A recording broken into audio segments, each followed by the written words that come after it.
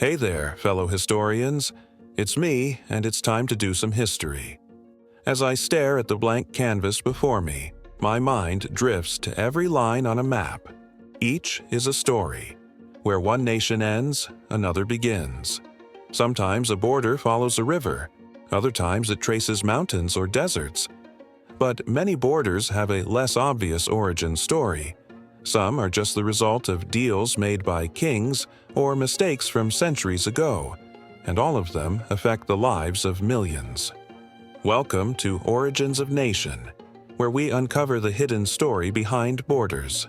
Stay tuned. So here's a question for you. What is a border? You might be thinking something obvious, like the line that separates your country from another. But think harder. What's the point of a border? Who decides where a country starts and stops? As it turns out, borders are not natural. They're human creations. Sometimes they follow physical geography, like that river I mentioned earlier, the Rhine, which naturally forms a boundary between several European countries. Or take the Himalayas. The tallest mountain range on Earth also happens to be a sort of border, separating China from India and Nepal. These borders are fairly easy to understand. A big body of water or a tall mountain range can make an excellent barrier. People have been using these natural borders for thousands of years. But here's the thing, most borders didn't come about because of geography. Take the borderline between France and Spain. No river, no mountains. So why is there a line separating these two countries? Well, in this case, the border is the result of a treaty. Two countries decided to end one to start the other somewhere along the way. That's right, borders are human creations, and humans are complicated. Borders reflect that. In fact, borders are everywhere. They define states, provinces, counties, even cities. They decide everything from where you pay taxes to where you go to school, what passport you use, even what language you speak. Borders decide who is a citizen and who is a foreigner. They help make nations into nations. And sometimes they can even cause war. Okay, so now that we know what borders are and what they do, let's dig into their history. The first empires that we hear about in world history, like the Assyrians, Babylonians, and Persians, kind of just, well, existed. We don't spend a lot of time trying to figure out how they got their territory, but it usually involved being really good at war and conquering lots of people.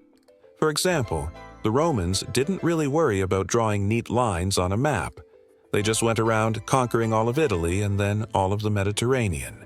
But eventually, Rome became huge, and the Emperor Hadrian decided he needed a way to keep track of all this land. In the year 128 AD, he ordered a wall to be built across Britain, starting near the North Sea and ending in the mouth of the Thames River. Hadrian's Wall was a physical line of defense, but it was also a sort of border, dividing the known world of Rome from the barbarians beyond. It was the first real border in the Western world. And as long as there have been borders, there have been stories. The Romans weren't the only empire to expand. North of the Black Sea, another superpower rose to prominence. The Mongols were the largest contiguous land empire in history. They stretched from eastern Russia to the Persian Gulf, from Siberia to Turkey. Under the great Khan, Genghis Khan, the Mongols were unstoppable. They were the ultimate border busters. Genghis Khan took over lands as far away as Poland and the Pacific Ocean. He welded Central Asia together for the first time in history. But he wasn't interested in drawing borders. To Genghis Khan, the whole world was his empire. He ruled everything and everyone. There were no borders within the Mongol Empire. But after Genghis Khan died, his empire broke apart. His successors divided up his lands among themselves, creating weak and fractured states that were constantly fighting over territory. Suddenly, borders mattered again. Before the Mongols, they hadn't. The lesson here is that borders depend on who's in charge. Back then, when one person controlled it all, there was no need for borders. When there were many rulers, borders were back. Meanwhile, in Europe, the medieval period brought back the old ways. Rulers married, conquered, and died. Borders shifted with every change in power. Sometimes they moved a little, like when France gobbled up Normandy in 911. Other times they changed a lot, like when the Ottoman Turks invaded southeastern Europe in the 1300s. By the late 1700s, European powers had carved up the rest of the world. This era is called the Age of Exploration and Colonization.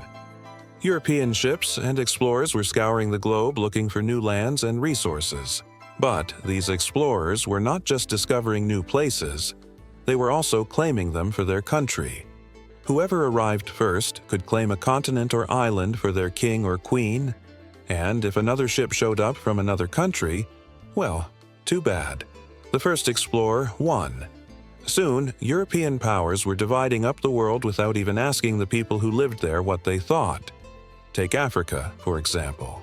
By the 1900s, the entire continent was divided among European rulers. But Europeans didn't divide Africa for Africans. They divided it for themselves. The Berlin Conference of 1884 is a great example of this. Also called the Congo Conference, it was a meeting between European leaders to decide how to colonize Africa. The leaders of France, Belgium, Britain, Portugal, Germany, Italy, Spain, and Turkey met up in Berlin to figure out how to divide up the continent.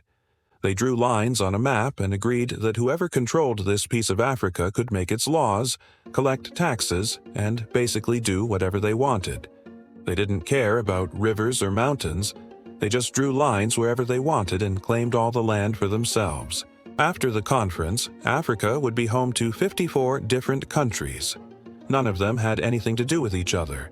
It was a disaster waiting to happen. And still today, we see the results of the Berlin Conference in modern Africa. Many countries are filled with rival groups who hate each other. Nigeria is a great example of this. It's home to hundreds of different groups who speak different languages and have different religions. And imagine if you put all of your school rivals in the same classroom. That's kind of what happened in Nigeria. Other parts of the world fared no better. In 1916, Britain and France secretly agreed to divide up the Ottoman Empire, the Middle East. This deal was called the Sykes-Picot Agreement. The British would get control of the region of Mesopotamia, and the French would get Syria. They also agreed to carve up Palestine and the city of Jerusalem itself. The three regions would be put under international control. But everyone knew that Britain and France would just fight over it anyway. The agreement stayed secret until after World War I. Once the Ottoman Empire had collapsed, Britain and France raced into the Middle East to set up shop. They ignored the people who lived there and the deal they made. In the process, they helped create modern Iraq, Syria, Jordan, Israel, and Palestine. All of these countries trace their borders back to the Sykes-Picot Agreement. These borders are less than 100 years old, yet they've already caused dozens of conflicts. But perhaps the strangest example of hasty borders is right next door. Before 1947, India was a part of the British Empire. But after World War II, Indian leaders demanded independence. Britain agreed, but it only gave them a few weeks to prepare. On August 15, 1947, India became independent, but its borders were hastily drawn by British officials.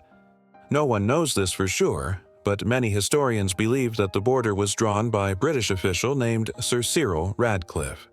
He was a judge with no experience in geography or colonialism. He spent only days creating borders that cut across rivers, valleys, and important religious sites. In total, he drew roughly 2,000 miles of borders. The border cut across villages, splitting families and friends apart.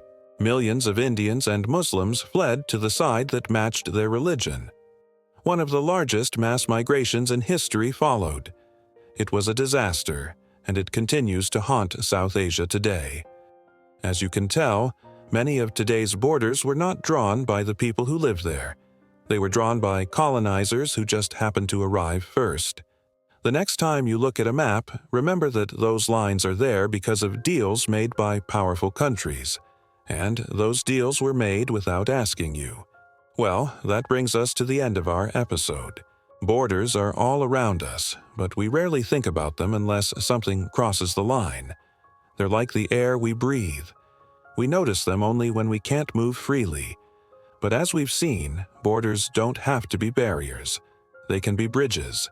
They can connect us to other cultures and places. Just remember, borders are human creations, and humans are capable of amazing things. We can build walls, but we can also tear them down. Thanks for coming on this journey with us. If you enjoyed this episode of Origins of Nations, please remember to subscribe for more historical tales. We bring history to life with new episodes every week. Until next time, stay curious.